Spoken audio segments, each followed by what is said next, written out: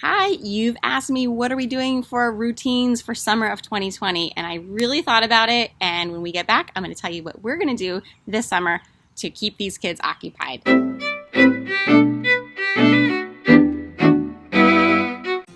Hi mamas, I'm Gina. Welcome back to Tight Ship Mama. I help you run your home like a tight ship using the practices of decluttering, meal planning, budgeting, implementing routines, and a little personal development. So if you're new here, welcome. I would love for you to hit that subscribe button. I make a new video every Monday. So I get this request a lot this time of year about summer routines. And at first I thought, yeah, sure, I'll do my regular video for summer. And then I started thinking about all the different moms I know and all the different scenarios that are happening. And I just thought, oh my gosh, I can't say, let's go to the library, let's go to the playground, because so much of what I suggested last year is not available this year. So I'm trying to come up with ideas that are as generic and as universal to suit as many different situations that are going on in our country right now as possible. So if you're a mom that is used to being at a job, and your kids are in camp, I was thinking of you. If you're a mom that is normally at home and you're used to going to the pool or doing things like that, I'm thinking of you. And a lot of what I'm going to show you, you're going to just have to tweak to make it work for yourself. But I do think this is the summer that so many of us need to ask for help and pay for help. So if you are trying to get work done, you might need to reach out to a high schooler or a college kid. I know my son was hoping to get a job this year, and there aren't any jobs right now for his age group. But they can babysit, they can be mother's helpers. So this is your chance to get some cheaper labor and help you get some stuff done, even if it's only for a portion of the day. I'm going to give you an example of way back in the day when we were really tight financially. I needed a little bit of motivation to clean my house. And I had a 2-year-old son at the time, my oldest child, and my neighbor has a daughter that's special needs. Her daughter was looking to increase volunteer hours with the hopes of eventually getting hired at our local grocery store. So it really was a win-win when the mom and I came up with this plan that her daughter would come every Thursday and she would read to my son for about 2 hours. And I knew she's coming, this is my time to get my cleaning done. So I spent that 2 hours cleaning, focused. There wasn't Facebook or anything back then, so I wasn't distracted by that. But when you're hiring help, you focus because you know this is the time that they're here and for me to get this job done. And then when I was done cleaning, we would walk over to the farmer's market and I would literally pay her in pizza and candy.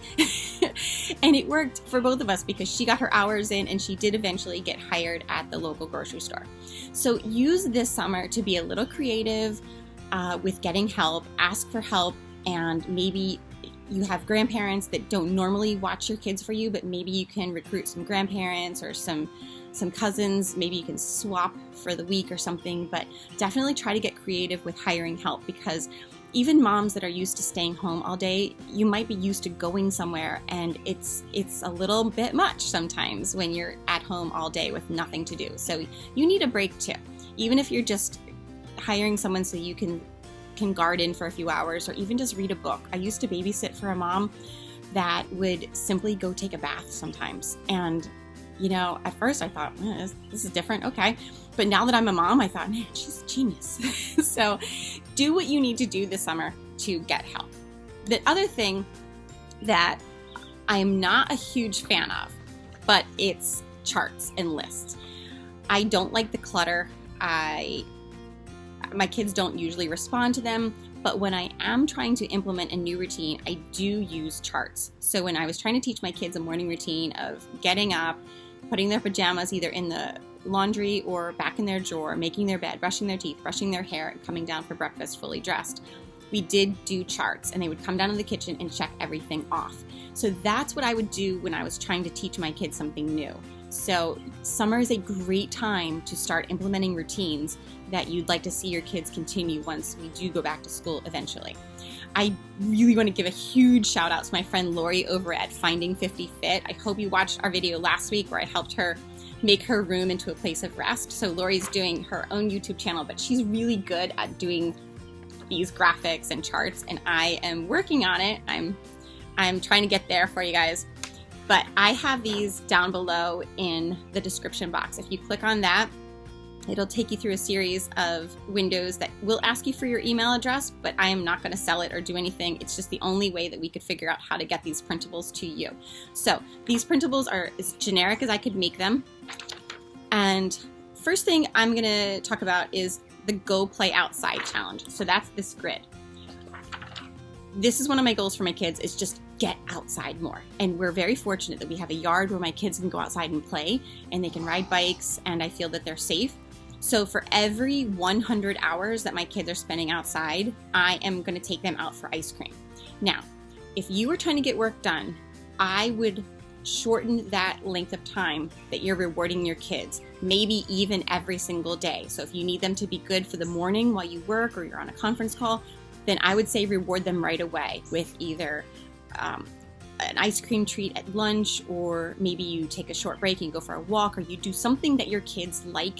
Maybe you let them have time on their device, but it's a reward for whatever they've done that you kind of needed them to do. Okay, so you could change this also very easily to reading challenge. You could do 1,000 hours of reading. Whatever is going to suit your family. I just really made these up to give you the idea. The other thing are the charts, okay? So like I said, I'm not a huge fan of the charts, but some of the best summers we've ever had is when I did have a chart that we checked things off. And again, I tried to keep this as generic as possible with a morning routine that your kids can do and a few blank spaces for you to add things that you want to add. And then for the rest of the day, I have pet, which to me is if you have a pet. So this might include feeding the pet, getting it out of the crate if that's a thing, walking the pet, bathing the pet, anything to do with your pet. That's something that the kids can do. And it was really good for us when we first got our dog, because she really needed to be walked every day to kind of get the wiggles out, you know? So it was great. We'd get at 4 o'clock and I was kind of like, what are we going to do until dinner? Daddy gets home. Hey, let's take the dog for a walk. So it was great. Read. Definitely try to get your kids to read, whether it's just picture books or big kids reading to little kids or you reading to them.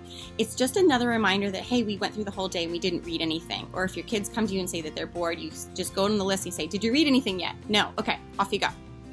Play. Play, I try to keep it as generic as possible. Maybe it's a board game quietly while you're trying to work. Maybe it's play an instrument. Maybe it's play outside. Whatever it is in your family, that's where I had that. Build. So are you building out of Legos? Are you building out of blocks? Are you building a blanket fort? That sort of thing. And the last thing I have on the list is splash. So maybe it's go splash in the creek, the hose, the bathtub. Maybe you do still have access to a pool this year.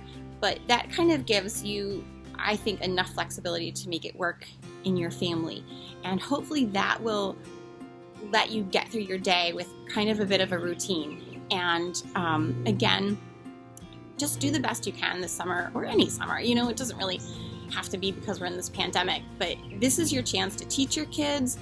I would say the biggest thing is get ahead of your kids. Don't let your day start with the kids getting ahead of you.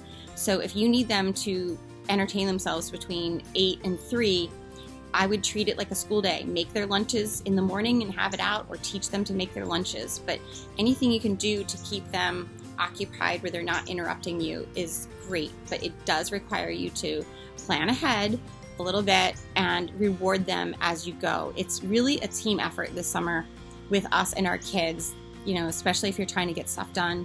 Say, you know, mommy needs to get this done. When I get this done, then we're going to do this. Or you have longer term rewards. But definitely reward them for being great kids, and don't stress too much about the screen time. If you need to use screen time as your reward, don't feel the least bit guilty about it. It's everything in moderation. I think it's totally fine. But that's my ideas for summer of 2020. So good luck. Let me know if there's anything that you would add to this video, and definitely drop it in the comment box below. Have a great week, and I will see you next Monday.